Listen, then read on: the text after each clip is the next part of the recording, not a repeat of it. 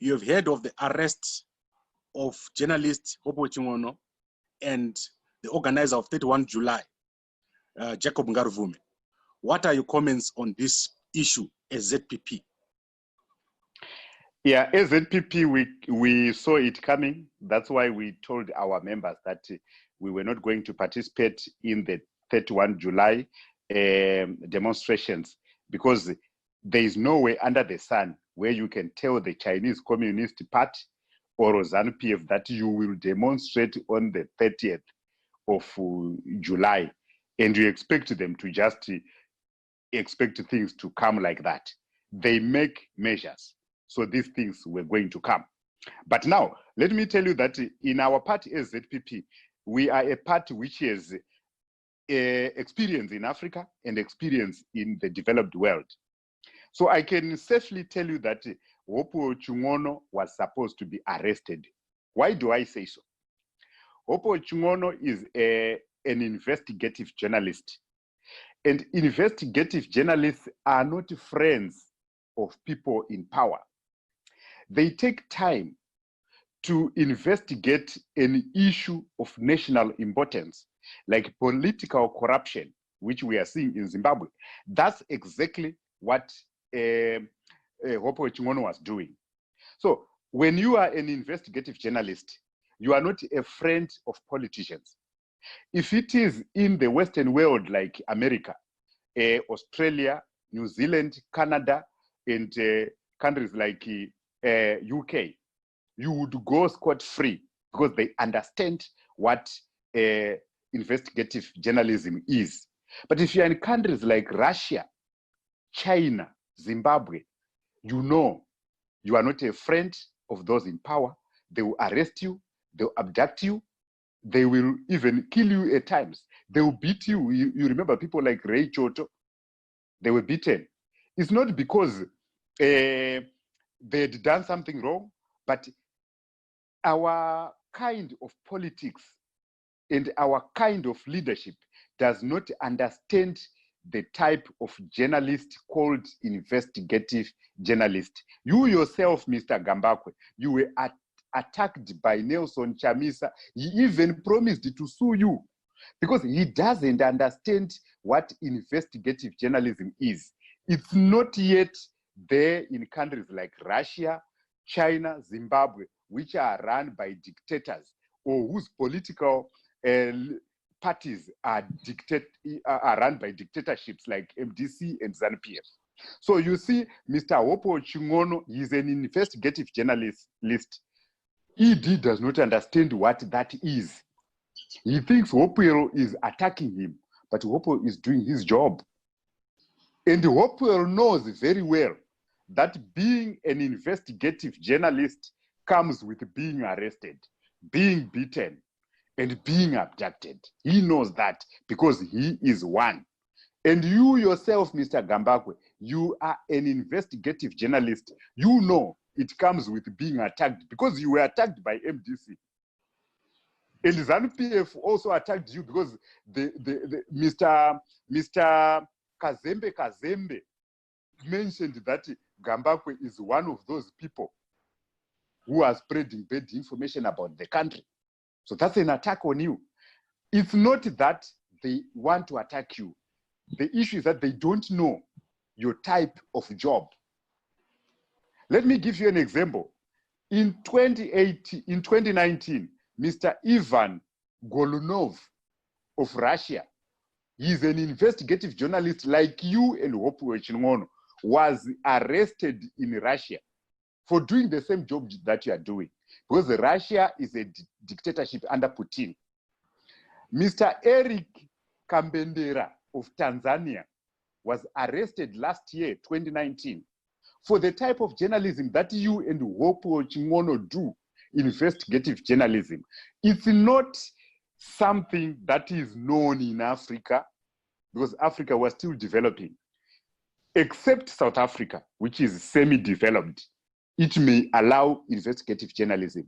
Most of our countries, they allow a conventional journalism where you are the friend of those in power, where you receive the brown envelopes.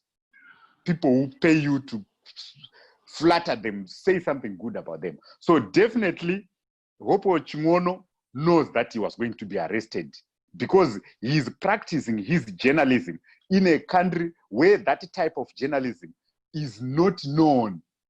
And he is prone to attacks, abductions, killings, and arrests. Okay. So that's as far as Mr. Hopewell Chingono and you, Mr. Gambakwe, is concerned. Okay, I'll come to myself at the end, but I just wanted to ask you if you saw the tweet by the United States Embassy and also the statement by the European Union in Zimbabwe. I saw. The problem is, let me tell you something about Mr. Hopewell Chingono. Investigative journalism is not an overnight thing. You take time to check the case and build it up. You can take even months and years. But now, we don't know what Mr. Hopewell Chingono was doing. He may have attached himself to a member of the security forces. You know, the CIOs in Zimbabwe, they are very clever. Today, they give you a correct story and you publish it. Tomorrow, a correct story. Then, after 3 days, they give you a wrong story, which will put you in trouble. So, there's a situation here where you are being given things to publish by someone you trust, but they are a member of the security services who are kind of trapping you. So if Mr. Chingono really did his investigative journalism, wherein he investigated the story and came up with it, then he is safe. But if he was being given stories by members of the security forces, I'm telling you, he will be behind bars because he would have broken the ethics of his own journalism. You are not supposed to receive stories from people. You are supposed to investigate yourself. Okay. What so about the tweet by America, the embassies? They tweeted because, yes, they tweeted because Hopewell Chingono was trained in the UK. He worked for BBC. So he is their baby. So they quickly react without getting the facts on the ground. Because these countries are developed countries, they understand what investigative journalism is. So they would have taken it in context that Mr. Hopewell Chingono did his job professionally. They may not have known that maybe he was given stories by members of the CIO or of the military intelligence who would at one point misled Mr. Chingono. Then when he's misled, he's made to publish falsehoods, and that comes with consequences. So we are saying this just from a professional point of view. It's only America, Australia, New Zealand, Canada, and Britain and the European Union who understand what, even if he was in UK, if he had been given stories, he was still going to be arrested because he's supposed to practice his investigative journalism correctly without interference. He knows that. Okay, but in the case of Donald Trump, there's been a lot of leakages from his administration. There are books written about him.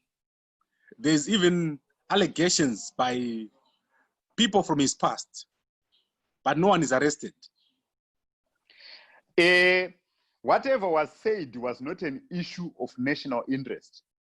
Where is Snowden? He's a refugee in Russia as we speak, because he published WikiLeaks, which put America at risk. So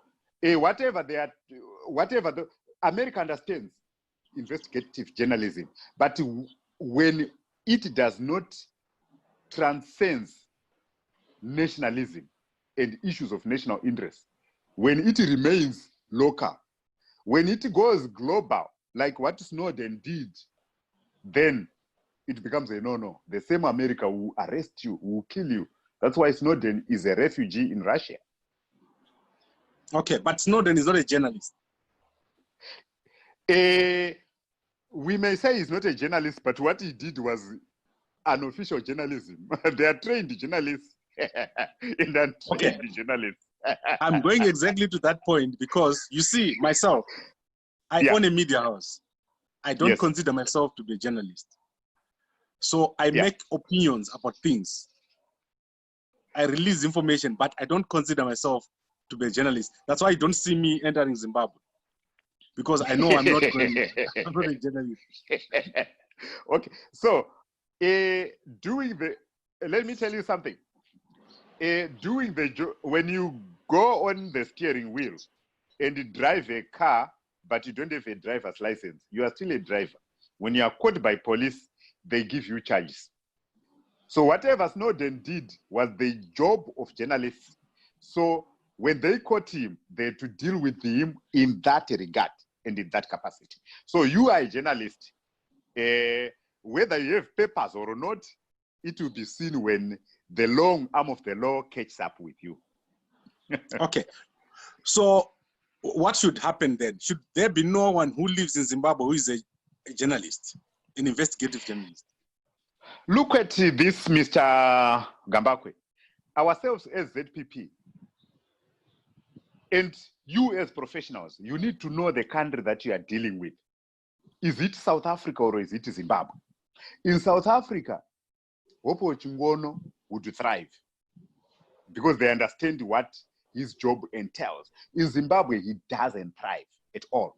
That's why we say people should join ZPP so that such journalism like yours and Hopewell's becomes the order of the day, becomes acceptable. But at the moment, your kind of journalism and Hopewell's kind of journalism is not acceptable because we're in a country which is under dictatorship. You saw Hopewell is being arrested by ZANU-PF. You were attacked by MDC, who say they are democratic. It's just an issue of development. They are not yet there. So you can't force things onto them. Okay. This is where we are. I want to push you still to that point. What actions then should journalists take to protect themselves? Because if someone comes to you and says drugs was paid 1 million, what should I do? So this is where we are, Mr. Gambakwe. You have to know your territory. If you are in a territory like I told you, Ivan was arrested in Russia. It's a no-go zone area for investigative journalists. Zimbabwe is a no-go zone area for investigative journalists. It needs civilized leadership to accept investigative journalism and even leadership that cooperates with that. But as we are, that's what we have. Our leadership, both in MDC and in ZANU-PF, they don't accept Gambakwe and Hopewell Chingono. There's nothing, you can't change that. You can only change that by voting ZPP into power, and you have a government that understands that there is such a professional who needs to practice his job. Okay. Mr. Jaison Midzi, Zimbabwe People's Party, I don't want us to keep going on this topic because I want us to put this on our WhatsApp channel and we're keeping it short.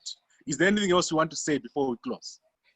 I wanted to say, like I say, we've wrapped up on Hopewell Chingono. He knows that if he comes out, he will talk to you. He will tell you that, yes, that's what my job entails. And you know that that's what your job entails. Now let's come to Mr. Ngarivhume. Mr. Ngarivhume is a politician. He knows the laws of Zimbabwe. He was arrested in 2014 when he did illegal meetings according to POSA in 2014. He was not approved. His meetings were not approved by the police. So he was arrested. And today he comes again. He's publishing a demonstration which has not been approved by the police. So he knows, he's very aware that he was going to be arrested because he has been arrested with such an issue in the past. So those two gentlemen were technically going to be arrested. So but you are saying they knew. They knew that they were going to be arrested. Were they trying to push? Were they trying to push the government to arrest them? you know, sometimes you think things will go otherwise. Some people, you know, some politicians like Mr. Ngarivhume may want to have his popularity improve because of arrests. You know, it happens like that. That's the kind of politics, we call it uncivilized politics, where you improve your popularity by arrests and breaking the law. But if we were in the developed world, people should improve their popularity by policies and what they sell, their promises to the electorate.